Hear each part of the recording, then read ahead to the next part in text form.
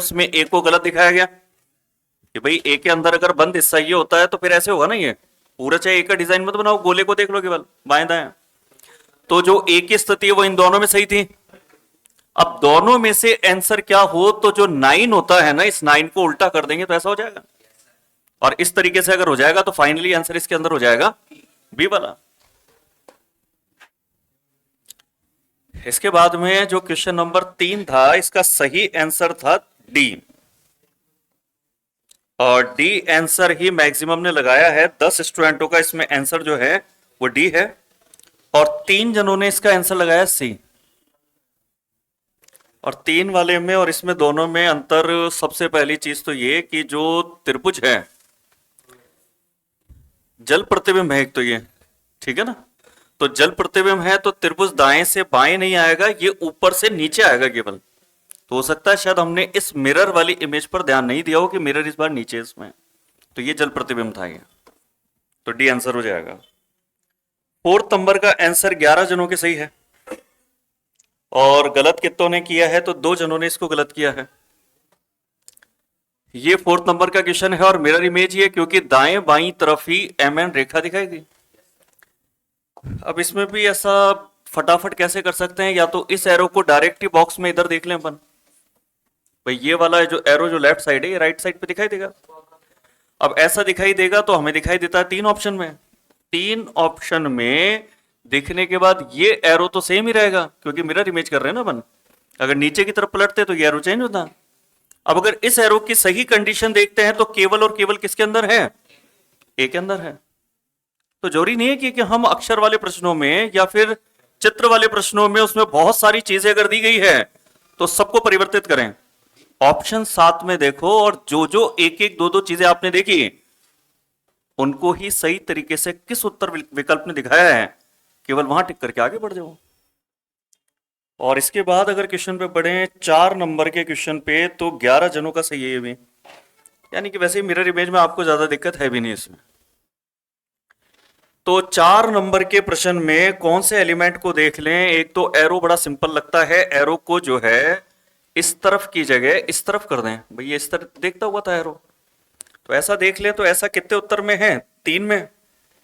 3 में फर्क किस जगह पर है, ये डी में किसी में तो गोलाई है और किसी में लाइन के साथ है। यहां कैसे था, लाइन के साथ था यहां।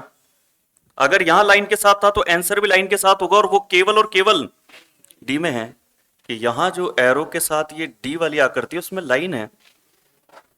मुख्य आकृति में लाइन के साथ टच था तो लाइन के साथ होना चाहिए, जबकि इनके अंदर गोलाई के साथ में ही है।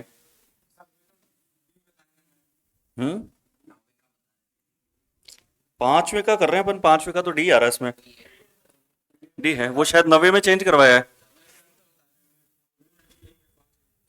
5वें का डी, हाँ 5वें का डी है, सही सही बात। बी बता रहे थे, पता नहीं, इसको आप फाइनल मान लो, कोई दिक्कत नहीं है।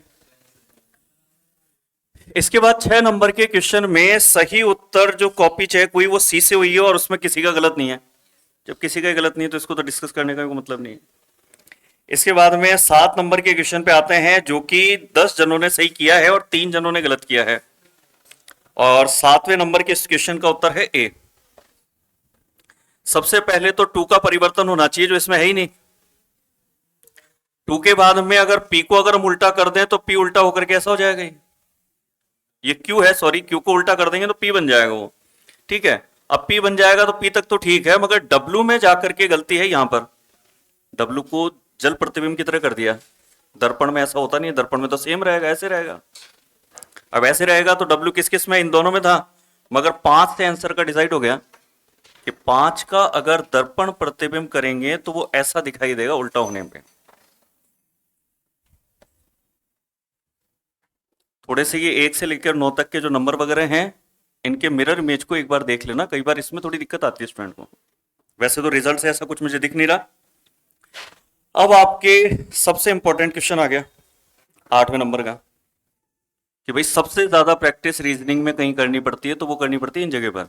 सीरीज हुआ, मिसिंग नंबर हुआ, काउंटिंग फिगर हुआ, पजल टेस्ट हुआ, सिटिंग अरेंजमेंट हुआ, और स्पीड अगर बनानी हो तो आजकल नए तरह के क्वेश्चन आते हैं श्रृंखला परीक्षण के अंदर, अक्षर सिंबल अंक दे करके ऐसे कितने अंक हैं जिनके पहले सम संख्या हो मगर बाद में विषम ना हो। क्वेश्चन आसान है, मगर मैंने एग्जाम में स्टूडेंटों का रिव्यू लिया, उसमें पता लगा कि वहां पर उनके जल्दबाजी में गलती हो रही थी। तो कई बार आसान चीज है मगर प्रैक्टिस करके उसको टाइम बचाते हुए और एक्यूरेसी के साथ कर सकें तो अपने को स्पीड या जो है अपने को प्रैक्टिस करनी पड़ती है उनकी। ये वाले क्वेश्चन का सही उत्तर वैसे दिया कितनों ने है, तो 8 में का भी 9 लोगों ने सही आंसर दे दिया। फिर तो दिक्कत कहाँ है? अगर इस क्वेश्चन को भी सही कर रहे हो और इसका सही उत्तर जो था वो डी था। और ऐसे लगभग वैसे 10-20 क्वेश्चन आप निकाल लेते हो ना तो आपको आइडिया होने लग जाता है बार बार होता क्या है। कुछ गुणा जो करके प्लस करना, वर्ग करके उसके घटा देना, जोड़ देना, दिए गए दोनों अंकों के गुणा के अंदर किसी संख्या का वर्ग जोड़ देना। जनरली ऐसे ही लॉजिक चलते हैं इनके अंदर, बस बात कॉन्फिडेंस की होती है। आपने अगर पिछले 3 महीने के अगर 100 क्वेश्चन ऐसे निकाल लिए तो आपको कॉन्फिडेंस हो जाएगा क्या कर सकते हैं अपन। तो इसमें क्या था, देखो कर ही लिया अधिकतर तो कि ये वाला जो नंबर था फर्स्ट नंबर इसके अंदर, इसका वर्ग करके और ये वाला जो नंबर है ये माइनस कर दिया। जैसे 31 का जो वर्ग है 961 है तो 961 में से 10 घटा दिया। ऐसे ही 29 का जो वर्ग है 841 है उसमें से ये 4 घटा दिया। वैसे ही 33 के वर्ग 1089 में से 20 घटा देंगे तो 1069 आ गया। तो पहली जो संख्या है उसके वर्ग में से तीसरी संख्या को घटा करके मध्य वाली जो संख्या है वो लिखी हुई है। इसके बाद में लास्ट वाला क्वेश्चन 9 जिसका आंसर गलत चेक हुआ था, उसका सही जो आंसर है कौन सा, डी बताया होगा ना बाद में, बी बताया है तो बी सी चेक किया हुआ दिखा रहा है इसमें, तो लास्ट में किया होगा उन्होंने इसको करेक्ट। तो इसमें देखो मिरर इमेज था तो ये जो एरो है वो त्रिभुज के साथ में ये एरो हमें इस जगह दिखाई देगा। अब इस जगह दिखाई देगा तो ये 3 ऑप्शन में हमें दिखाई देता है। अब ये वाले एरो को देखें तो मिरर इमेज में ये एरो चेंज होकर के ऐसे हो जाएगा, इधर की तरफ देखता होगा, इधर की तरफ देखेगा तो फिर उत्तर कौन सा होगा, ये दोनों। अब बात आती है कि ये वाली जो लाइन होती है वो मिरर में और जल प्रतिबिंब दोनों में ऐसे चेंज होती है।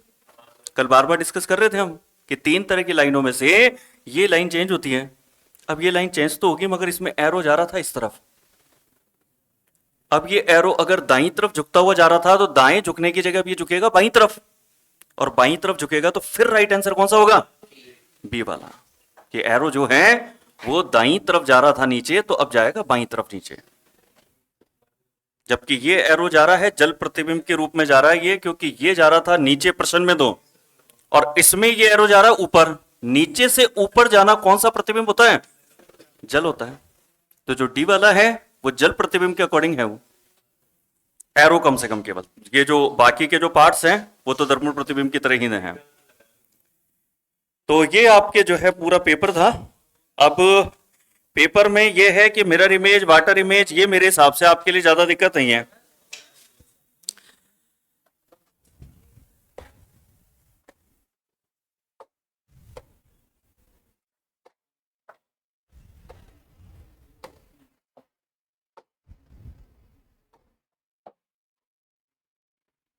तो अब आते हैं रीजनिंग के सबसे इजी पार्ट पे जो कि मिरर और वाटर इमेज के बाद में अब इसमें क्वेश्चन देखेंगे पेपर फोल्डिंग, पेपर कटिंग, छुपी आकृति खोजना। यहां पे नॉन वर्बल में चैप्टर के जो नाम होते हैं वही बता देते हैं कि इस चैप्टर में करना क्या है। कि दर्पण प्रतिबिंब में क्या करना होता है, आकृति का दर्पण प्रतिबिंब। जल प्रतिबिंब में क्या करना होता है, आकृति का जल प्रतिबिंब। कागज मोड़ना, ये चैप्टर वो है जिसके अंदर किसी पेपर को यदि फोल्ड किया जाए, जैसे आप लोगों के पास में पेपर है, पेपर में भी बात की जाती है ट्रांसपेरेंट पेपर की, पारदर्शक कागज। जैसे कि कई बार हमारी किताबों के ऊपर कवर चढ़े होते हैं तो वो पारदर्शक होते हैं, कवर चढ़ाने के बाद भी जो किताब का मेन कवर है वो हमें दिखाई दे रहा होता है। तो पारदर्शक जो कागज है, अगर उस पारदर्शक कागज को अगर एक जगह से मोड़ा जाए और मोड़ने के बाद दूसरे हिस्से को रखा जाए, तो जो मेन हमारे पास में कागज था, जैसे कि हमारे पास ये मेन कागज है, इस मेन कागज में अगर दाईं तरफ का ये जो हिस्सा है, इस दाईं तरफ के हिस्से को ये एरो दिखाता है फोल्ड करने के लिए। ये इमेज आपको फोल्ड होते हुए दिख रही है, फोल्ड होते होते ये अब आपके पास फोल्ड हो चुकी है, इधर का हिस्सा खाली हो चुका क्योंकि ये आ चुका है इस पर। अब यदि इस पारदर्शक कागज में कोई डिजाइन बनी होती, जैसे मान लो इधर त्रिभुज बना होता और इधर भी त्रिभुज बना होता, तो जब हम इस आधे हिस्से को यानी इस वाले त्रिभुज वाली डिजाइन को अगर इस पर रख देते, और क्योंकि ये पारदर्शक है तो पिछला वाला कागज भी दिखाई देगा और जो ये कागज फोल्ड होकर उसके ऊपर आएगा वो भी दिखाई देगा क्योंकि पारदर्शक है। तो ये दोनों त्रिभुज जब मिलेंगे ना तो ये वाला त्रिभुज तो दिखेगा ही सेम। अब ये वाला जब यहां आकर के दिखेगा तो क्योंकि दर्पण प्रतिबिंब हो गया, क्योंकि दाएं बाएं पलट रहे अपन कागज को, तो ये त्रिभुज सेम ही रहते हैं, बस इस त्रिभुज को इस पर बनाते हैं। तो यहां जो त्रिभुज था उसको यहां अगर बनाएंगे तो डिजाइन बनेगी ये वाली, स्टार बनेगा, आंसर होगा ये वाला। हो सकता है आपके पास में जो दो डिजाइन हो वो ऐसी हो जिसमें कि दो चौकोर आ जाएं, एक छोटा एक बड़ा, जैसे इसमें बड़ा है और एक छोटा है। आंसर में क्या होगा, इस बड़े चौकोर में ये छोटा चौकोर दिख जाएगा हमें। कई बार होगा कि डिजाइन ही नए नाम से हो जाएगी कि दो त्रिभुज थे तो वो मिलकर के स्टार बन गए। कई बार ये हो सकता है कि आपके पास में कुछ डिजाइन कॉमन हो जाए, जैसे कि मैं कोशिश कर रहा हूं दोनों चौकोर को बराबर बनाने की। बराबर बनाने का मेरा मकसद ये है कि ये दिखाना कि कई बार कॉमन भी हो सकता है कि इस चौकोर को इस चौकोर के ऊपर रखेंगे तो ये सेम हो जाएगा, यानी कि दिखेंगे ऐसे कैसे। क्यों, क्योंकि हम ये दिखाने की कोशिश कर रहे हैं कि ये दोनों अगर सेम है तो इसी पर ये वाला जो चौकोर है ये ओवरलैप हो गया। तो कागज मोड़ने का मतलब कि एक पारदर्शक कागज आपको दिखाया जाता है। अब यदि इस पारदर्शक कागज के किसी हिस्से को अगर फोल्ड कर दिया जाए तो उस पर जो बनी हुई डिजाइन है वो कागज के दूसरे हिस्से पर बनी हुई डिजाइन पर रखें तो दोनों डिजाइन मिलने के बाद किस तरह की डिजाइन के रूप में दिखाई देगी, ये उत्तर के रूप में हमें चुनना होता है। अब प्रश्नों पे आ जाते हैं इसमें अपन। हाँ, फोल्डिंग का ये अपन ने पैटर्न देख ही लिया क्योंकि बेसिक तो यही है इसका। क्वेश्चन का पैटर्न ये है कि मान लीजिए प्रश्न आकृति ये है जिससे कि चार उत्तर विकल्प निकल रहे हैं, हमें कागज का कौन सा हिस्सा फोल्ड करना है तो ये उत्तर विकल्प पे जाके पता लगता है हमें। उत्तर विकल्प में अगर ये हिस्से दाईं तरफ के डॉटेड हैं इसका मतलब ये हिस्सा खाली हो चुका, और खाली तभी होता है जब हम उस हिस्से को दूसरे पे रख देते हैं। आंसर इसका बी हो गया जो बिल्कुल सही है। और इस प्रश्न के अंदर हम केवल ये समझ रहे हैं कि ये हिस्सा तो एज इट इज है 4 बिंदु का, हमने ये वाला जो हिस्सा था 1 बिंदु वाला वो उठा के इस पे रखा, 4 बिंदु भी दिखेंगे और ये 1 बिंदु भी दिखेगा, तो फिर इस तरीके से उत्तर होगा बी वाला। बिल्कुल आसान प्रश्न से हमने इसको स्टार्ट किया कि मुझे कुछ नहीं कहना पड़े और आपके देखते समझ में आ जाए। मगर और टफ क्वेश्चन की तरफ भी चलेंगे इसमें अपन। ये भी आसान है, हमें करना क्या है, बाईं तरफ के हिस्से डॉटेड होने का मतलब है ये हिस्सा उठा करके आपको डालना है इसमें, और इस अनुसार आंसर आपका बी हो जाएगा। क्या डी होगा, क्योंकि बी और डी के अंदर फर्क है, क्योंकि जब हम लाइन का फर्क उसके अंदर लाइन को गायब कर दिया, बीच में से कुछ हिस्से को लाइन को हटा दिया, ये पूरा जो डिजाइन है ये डिजाइन एज इट इज इधर जाएगा और ये इस तरीके से दिखाई देगा। तो आंसर इसके अंदर हो गया डी वाला। अगले पे गए कि अगर हम इस वाले चौकोर पे ये चौकोर रख दें उठा के तो फिर जो डिजाइन बनकर के आएगी वो आएगी ए वाली, क्योंकि इसके अंदर चौकोर अगर ये छोटा होता ना तो आंसर जो है बी वाला हो जाता। अगर ये चौकोर छोटा होता, अगर तिकोना हिस्सा बाहर, जैसे देखो यहां बराबर तिकोना हिस्सा बाहर निकलेगा, अगर ये वाला चौकोर अगर छोटा होता तो भी होता आंसर कि अगर इस बड़े चौकोर के अंदर आ जाता, मगर क्योंकि ये चौकोर बड़ा है तिकोने हिस्से बाहर निकलेंगे, और तिकोने हिस्से अगर बाहर निकलेंगे तो फिर जो आंसर है वो इसमें होगा ए वाला। एक और क्वेश्चन से इस चीज को देखते हैं कि अगर हमारे पास में जो हिस्सा फोल्डेड किया है दाईं तरफ का हिस्सा सब में खाली हो रहा है, इसका मतलब कि इस लाइन वाले हिस्से को उठा करके डालना है यहां पर। अब इसमें आंसर कौन सा, ए, और फोर्थ भी थोड़ा मिल रहा है, फर्स्ट और फोर्थ थोड़े मिलते जुलते हैं, किंतु लाइन के अंदर मिस्टेक है। आंसर इसका फर्स्ट ही होगा, क्योंकि ट्रांसपेरेंट यदि कागज है तो उसमें पूरी तरह से यह आकृति भी दिखेगी, पूरी तरह से ये भी दिखेगी। उसमें कोई हिस्सा गायब नहीं हो सकता। जैसे कि इससे पहले भी हमने कई क्वेश्चन किए थे, लाइन का कोई हिस्सा गायब नहीं होगा, तो फिर आंसर इसके अंदर फर्स्ट वाला होगा। लाइन पूरी पूरी इस तरह से दिखेंगे, तो आंसर इसके अंदर फर्स्ट राइट है। अगर दाईं तरफ के हिस्से सब में खाली हैं, यानी कि हमें ये दाईं तरफ के दो बिंदु उठा करके यहां डालने हैं। सी होगा या बी होगा? सी होगा, क्योंकि एक जो बिंदु है ना वो ओवरलैप हो जाएगा। इस बार ये नहीं कि हम गणित लगाएं यहां पर कि 3 यहां पे 2 यहां पे 5 हो गए। हम कागज के दाईं तरफ के हिस्से को बाईं तरफ पे रखेंगे, तो इसमें दो जो बिंदु है ना, उसमें से ये वाला बिंदु तो इस पे ओवरलैप होगा। केवल जो बिंदु आपके इसमें बनेगा वो ये बिंदु आपके यहां बनेगा, जबकि इन दो बिंदुओं को इन पे रखने पर ये बिंदु कॉमन हो जाएगा। केवल ये वाला जो बिंदु है ये दिखेगा हमें। तो टोटल जो बिंदु है वो 4 दिखेंगे, इसलिए इसका आंसर जो होगा वो होगा इसके अंदर सी वाला। इसमें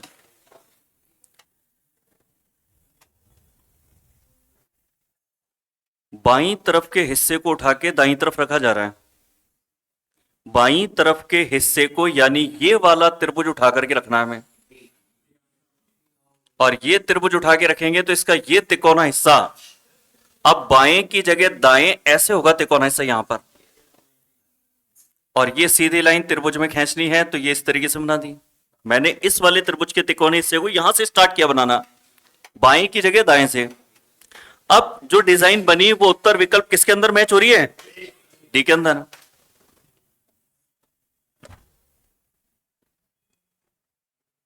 देखो ये वाले हिस्से खाली हैं सब में बाईं तरफ के, मतलब आपको ये बाईं तरफ वाला जो हिस्सा है ये उठा करके रखना है इस पर, और सी इसका राइट आंसर है। अगर किसी के अभी भी ये चीज क्लियर नहीं हुई हो कि कौन से वाले हिस्से को उठा करके दूसरे हिस्से पे रखा जाता है, तो ये हमेशा डिसाइड होता है उत्तर विकल्प से। उत्तर विकल्प में सभी में ये हिस्सा आप देख लो, बाईं तरफ का हिस्सा सब में खाली है। इसका मतलब है कि ये खाली तभी हुआ है जब इस बाईं तरफ के हिस्से को उठा करके दाईं तरफ रखा है। तो प्रश्न में बाईं तरफ के हिस्से पर ये लाइनें थी, और इनको उठा करके अगर हम रखेंगे तो ये जो कर्व है ये कर्व उल्टा होकर के ऐसा हो जाएगा, और ये जो कर्व हाफ पे स्टार्ट हो रहा है, आधे पे, ये यहां पर भी आधे पर ही मुड़ करके हमें दिखाई देगा ऐसे। और इस तरीके से ये दोनों कर्व जब उल्टे हो जाएंगे तो ये पत्ती की तरह शेप दिखाएंगे, जैसे कि सी में है।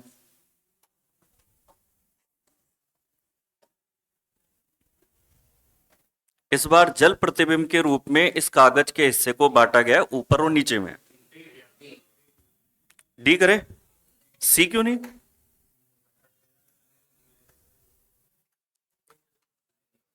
सी तो होगा आंसर। डी करोगे? पहले किया हुआ है, कॉन्फिडेंस इतना है कि पहले किया हुआ हो जैसे। चलो बिल्कुल इसका डी ही आंसर होगा इसका। यहां पर एस जो अक्षर है, इस अक्षर को यहां से बांटा गया था, और अगर इस हिस्से से बांटा गया था तो फिर इसी हिस्से से ये जो सी टाइप की आकृति है, क्योंकि ये तो सी है आधे हिस्से को बोलेंगे तो, और ये यहीं से ऐसे सी बनेगा फिर ऊपर। ऐसा तो नहीं होगा कि एस में एक सी ऊपर होता है और एक सी नीचे होता है, तो ये जो नीचे वाला है ये यहां से ऐसे कट के जाए, थोड़ा सा बाईं तरफ खिसक के जाए। जल प्रतिबिंब में ऐसा नहीं होता है, जस्ट ऊपर और जस्ट नीचे का परिवर्तन होता है, और इस तरीके से बांटने का मतलब जल प्रतिबिंब में होता है। तो इसको यदि हम शेप को यदि जस्ट ऊपर लेके जाएंगे तो ऐसे लेके जाएंगे हम, इसलिए आंसर इसका डी सही है। जबकि इसमें जो एस शेप था उसके इस हिस्से को यहां से उठा के यहां स्टार्ट करके फिर दिखाया गया, तो ये गलत है। मगर इस तरह के प्रश्न को जैसे मान लीजिए पेपर के अंदर अगर मैं दे देता हूं, तो अगर 13 जनों में से या 12 जनों में से किसी 3-4 जनों के गलत होगा ना, तो गलत होने का रीजन होगा ये वाला उत्तर टिक करना। ये गलती होती है हमसे कई बार। इसके बाद आते हैं कागज मोड़ना ही नहीं, कागज को बार बार मोड़ने के बाद कट कर देना।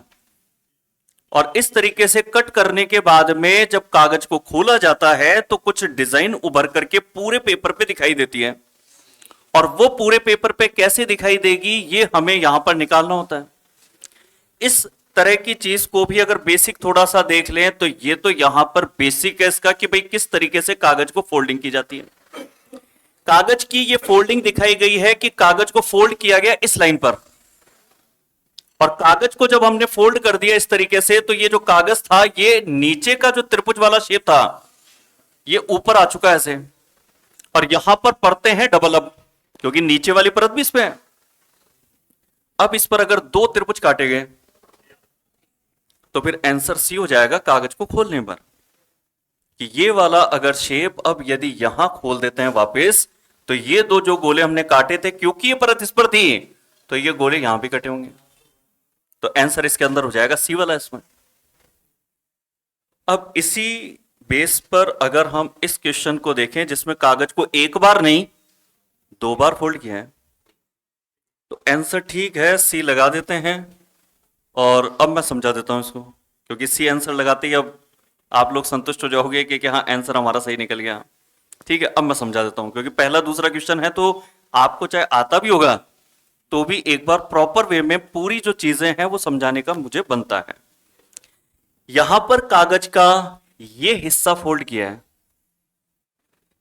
फोल्ड होकर के हमारे पास यहां पर अब कागज सिमट करके और यहां आ चुका है दो परतों के रूप में, कि ये जो है फोल्ड होकर के यहां आ चुका और परतें दो हैं। अगर अभी ही यहां पर कोई कटिंग काटी जाए तो वो यहां भी दिखेगी, मगर इसको फिर दोबारा फोल्ड किया गया। दो परतों का ये जो कागज था इसमें ऊपर की परत को नीचे की परत पे फोल्ड करते हुए दिखा रहा है भाई, और अगर ऊपर की दो परतों को नीचे की दो परतों पे फोल्ड कर दें तो अब ये जो कागज हमारे पास जेड में है इसके अंदर जो परतें हैं वो कितनी है, चार परतें हो गई, क्योंकि यहां तो हुई थी डबल और ऊपर की दो को नीचे की दो पे अगर फोल्ड किया तो यहां हो गई चार। जितनी परत होगी उतनी ही डिजाइन दिखेगी, कि भाई चार अगर पार्ट हैं कागज के, चार लेयर हैं, और इसमें अगर एक पंच हमने सर्कल के रूप में गोला काटा है अगर, तो वो चार पेपर हैं तो चार गोले कट करके बाहर निकलेंगे, और जब इस कागज को हम खोलेंगे तो चार गोले के रूप में बाहर दिखाई देगा। चार गोले के रूप में बाहर दिखाई देगा तो आंसर क्या हो जाएगा, सी। अब कई प्रश्नों में हमें ऐसे भी डिसाइड करना होगा कि ये चार गोले दिखेंगे तो सही, मगर दिखेंगे किस किस जगह, तो जिस जगह से कागज को फोल्ड किया था वहीं दिखेंगे। जैसे आपने ये फोल्ड किया था ऊपर से नीचे तो ये ऊपर दिखाई देगा क्योंकि ऊपर वाला कागज ही नीचे था, तो अगर ये कागज अगर यहां था तो कट यहां किया तो खुलने पे यहां भी दिखेगा। दूसरा हमने फोल्ड किया था इधर वाले हिस्से को, तो अगर यहां पर दो गोले कट दिखेंगे, और क्योंकि कागज ही यहां पड़ा हुआ था तो यहां अगर दो गोले कट हैं तो वो यहां भी दिखेंगे। तो जिस हिस्से को फोल्ड किया है वहीं पर कटिंग दिखाई देती है। इस चीज को समझने के लिए आगे और भी एग्जांपल लेते हैं। इसमें आंसर जो है गोल की जगह हर जगह दो दो चौकोर चल जाएंगे। भाई पिछले प्रश्न में और इस प्रश्न में फर्क क्या है, यहां दो चौकोर है, पहले एक गोल था, यहां पर आंसर आपका होगा डी। और अगर इसका आंसर बहुत ही फास्ट देना हो ना तो एक तरीका और है, इमेजिनेशन छोड़ो, डायरेक्ट ये देखो कि जो लास्ट में जेड है ना, जेड किस उत्तर विकल्प में दिखता है। जैसे कि ये डिजाइन हमें सी में नहीं दिखती, खाली है जेड में, ये हिस्से पे दो चौकोर थे, सी में नहीं है, ये आंसर कभी नहीं होगा। बी में नहीं है, ये आंसर कभी नहीं होगा। आप कहोगे सर बी में तो है, चौकोर का डिजाइन चेंज है, यहां चौकोर अलग तरह का था, यहां अलग है। आंसर ए और डी में से चुनना हो तो डी आंसर बड़ी आसानी से आ जाएगा, क्योंकि कागज के सारे ही हिस्से फोल्ड होकर के यहां आए हुए हैं, और अगर ये सारे के सारे हिस्से फोल्ड होकर के यहां आ रखे हैं तो जो यहां होगा वो बाकी के तीनों जगह पे होगा, और तीनों जगह पे होगा तो इसमें तो है नहीं ऐसा, इसमें तो बल्कि जस्ट ऊपर ही नहीं है, क्योंकि ऊपर के हिस्से को नीचे फोल्ड करके काटा था तो ये ऊपर दिखना चाहिए था, इसमें तो ऊपर दिख ही नहीं रहा। तो आंसर जो इसके अंदर होगा वो होगा डी वाला। ये बहुत आसान है कि अगर कागज को इस तरीके से एक्स और वाई ने फोल्ड किया और फोल्ड करके फिर गोले अगर काटे गए तो ये गोले डबल के रूप में हो जाएंगे, इसलिए क्योंकि ये वाली जो परत थी ये फोल्ड होकर के इसको कवर करेगी तो ये गोल यहां दिखेगा, और ये वाला जो फोल्ड हमने किया है ये इसको कवर कर लेगा तो ये गोल यहां दिखाई देगा। क्लियर है सबके? अगले क्वेश्चन पे गए इस पर, इसमें वो ट्रिक काम कर जाएगी कि जो जेड में है ना वो आंसर में होना ही चाहिए, और जेड में हमारे पास दाईं तरफ नीचे की साइड पर ये डिजाइन है और ये डिजाइन केवल सी में है, बाकी किसी भी विकल्प में नहीं है। हमारे पास दाईं तरफ जेड वाले हिस्से में यहां एक डिजाइन है ये वाली, और ये डिजाइन इसमें मिल जाएगी इसी चौकोर हिस्से में।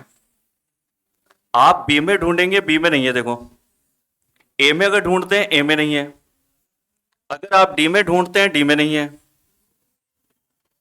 जो जेड में है वो केवल और केवल विकल्प सी में है, और इसको अगर समझकर हम करना चाहें कि किस तरीके से ये जो डिजाइन थी ये डिजाइन इस तरीके से चार तरह से दिखने लगी, तो ये डिजाइन इसलिए दिखने लगी क्योंकि फोल्ड हमने वाई में इस तरीके से किया था, तो यहां अगर कोई डिजाइन काटी है तो वो यहां दिखना तय है, क्योंकि पेपर तो हमने ऐसे ही फोल्ड किया है।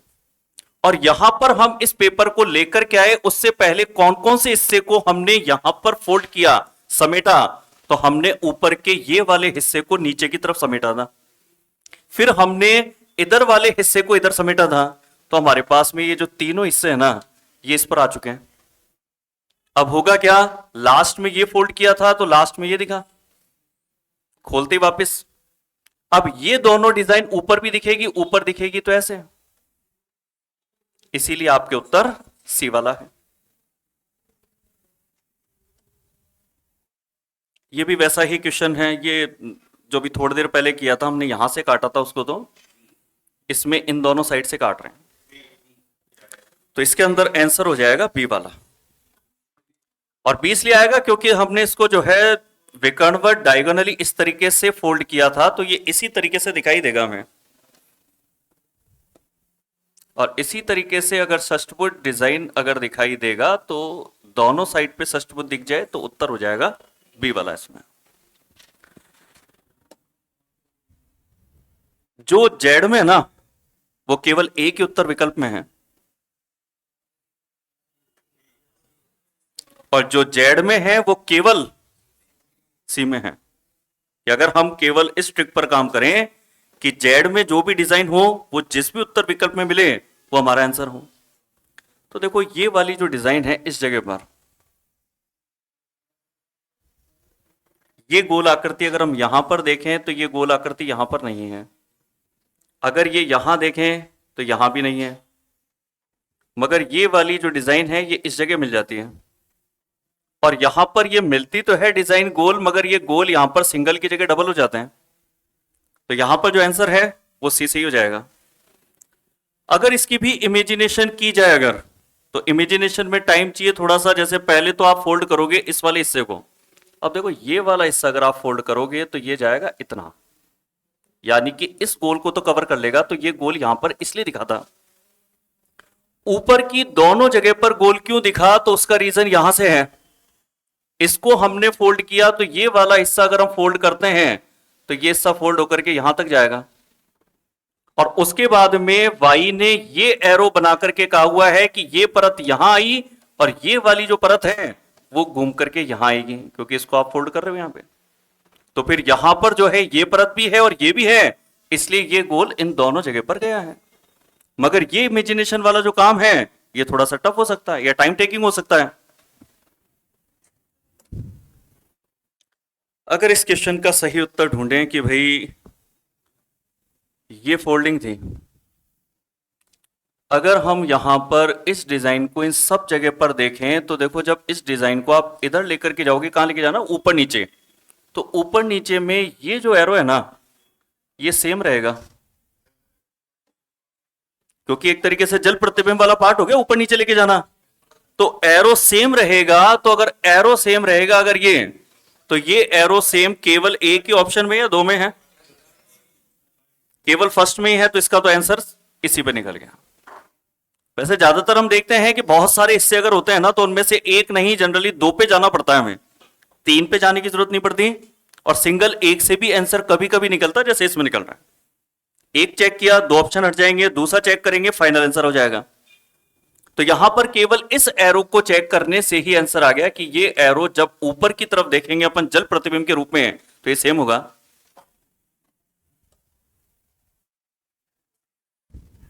जो जेड में है वो आंसर है और वो एक ही विकल्प में है। जो जेड में है वो आंसर है, तो ये केवल किस में है? बी में और सी में तो है नहीं, क्योंकि इसमें 3 गोले हो रहे हैं, जबकि यहां पर गोले कितने थे? 2। या तो आंसर ए होगा या डी होगा। अब आंसर ए और डी में से क्या हो, तो आंसर जो है ए वाला होगा। गोले की स्थिति एक तो वहां पर थोड़ी सी ज्यादा नजदीक है, इसमें गोले की स्थिति एक्यूरेट है। दूसरा, अगर इसको फिर भी हम देख लें कि हम ये जानते हैं कि ये जो हिस्सा है ना वो हमारा फोल्ड होकर के आ रहा है किस पर? इस वाले पर, यानी कि यहां जो दिखेगा वो यहां भी दिखेगा हमें। तो ये दोनों सेम इसमें भी दिख रहा है और ये दोनों सेम इसमें भी दिख रहा है। अब फर्क किस जगह? फर्क गोलों की दूरी को लेकर के ही है वैसे मैन, और तो कोई फर्क नहीं है इसके अंदर। गोलों की जो दूरी है वो एकदम जो एक्यूरेट लग रही है वो लग रही है ये वाली। ये दूरी थोड़ी सी गैप ज्यादा है, इसमें देखो आप गैप बिल्कुल कम हो रहा है इसमें। इसलिए दूरी को देख करके फाइनली आंसर क्या टिक कर देंगे अपन इसमें? ए वाला। ये भी नहीं, एक एग्जाम का ही क्वेश्चन और है, ये वाला क्वेश्चन। अगर इस क्वेश्चन को देख लें तो इसमें कैसे निकाल सकते हैं? एक तो देखो मिरर इमेज कर देना, क्योंकि इस तरीके से फोल्ड हुआ था। जब मिरर इमेज करोगे तो ये त्रिभुज इधर की साइड पर दिखाई देगा हमें, आयत से इधर की साइड पर त्रिभुज दिखाई देगा। किस किस में आयत के इधर की साइड त्रिभुज दिखाई देता है हमें? एक तो फर्स्ट में दिख रहा है, सेकंड में तो नहीं है क्योंकि उसमें त्रिभुज को उल्टा कर दिया, और इसमें क्या है? ये गलत है ये, क्योंकि त्रिभुज जो होगा ना वो लेफ्ट साइड था तो राइट साइड होना चाहिए आयत के। अब इसमें है नहीं, तो ये 2 तो आंसर गलत है, सेकंड और थर्ड। तो अब इसमें क्या है? इसमें ये तो ठीक है। अब क्या फर्क है दोनों में? तो ऊपर नीचे का भी चेंजेस आगे करना है हमें। ये तो भाई अगल बगल का हुआ, दाएं बाएं का। अब अगर हम इसको ऊपर लेकर के जाएंगे तो जो गोल है वो तो ऊपर से नीचे हो जाएगा, और त्रिभुज जो है वो उल्टा होकर के ऐसा दिखाई देगा। और ऐसा होगा तो इसमें तो नहीं है ऐसा, क्योंकि इसमें जो त्रिभुज है वो नीचे का नीचे ही रह गया, जबकि जब जल प्रतिबिंब करते हैं आकृति को नीचे से ऊपर लेके जाते हैं तो आकृति में नीचे वाली आकृति ऊपर चल जाती है। तो फिर ये वाला गलत है, तो ये वाला तो सही हो गई। जैसा हम बना रहे हैं उसी तरीके से बन रहा है ये। तो फाइनली इसके अंदर जो आंसर है वो होगा फर्स्ट वाला। और एक लास्ट क्वेश्चन और देख लेते हैं इसके अंदर अपन। क्वेश्चन लास्ट देखें तो कौन सा ठीक रहेगा? ये ठीक है शायद। इस क्वेश्चन के अंदर यहां पर जो भी बनेगा वो सेम कॉपी इधर भी कर देना है, तो 2 हिस्से बराबर बनेंगे। तो बराबर तो इसमें ही नहीं है, केवल सी देखते गलत है, क्योंकि जो यहां बनेगा वो यहां भी दिखना चाहिए था। और वैसे ये भी गलत है, क्योंकि इसमें 4 है, इसमें 2 है, ये 2 तो बिल्कुल आंसर होने ही नहीं है। ये तो केवल इससे पता लगा लिया हमने कि ये वाला त्रिभुज हिस्सा नीचे पर है, तो फिर दोनों सेम होने चाहिए थे। अब इन दोनों में से कोई एक आंसर होगा, और वो ए वाला आंसर होगा, क्योंकि 2 त्रिभुज तो यहीं तक थे। अब 2 की जगह ये त्रिभुज इस लाइन पर 4 कैसे होंगे? भाई सिंपल सी बात है कि 2 त्रिभुज यहां पे थे, मगर क्योंकि कागज का ये हिस्सा वाई ने फोल्ड कर दिया था, अगर ये फोल्ड किया था तो इस तरीके से आया होगा फोल्ड होके। और जब यहां बने हुए 2 त्रिभुजों को यदि हम यहां बनाएंगे, खोल देंगे इसको, तो 4 त्रिभुज हो जाएंगे। और अगर यहां पे 4 होंगे तो फिर इसमें तो 2 ही दिखाए हैं, इसलिए गलत है। 4 त्रिभुज यहां थे, 4 त्रिभुज जब इस वाले त्रिभुज को हम यहां पे खोलेंगे तो जो नजदीक का त्रिभुज है यहां पर, वो नजदीक पे यहां से स्टार्ट होगा, क्योंकि लाइन के जितनी भी दूरी पर हमें डिजाइन दिखाई देती है वो उतनी पास में खुलती है, फिर नजदीक खुलती है, सेम दूरी होती है। और अगर एक त्रिभुज यहां से होगा तो चारों त्रिभुज एक साथ दिखाई देंगे हमें। तो फाइनली इसके अंदर जो आंसर है वो होगा ए वाला। तो आज तो इसमें इतना ही कर लेते हैं अपन, बाकी करते हैं सोमवार की क्लास में।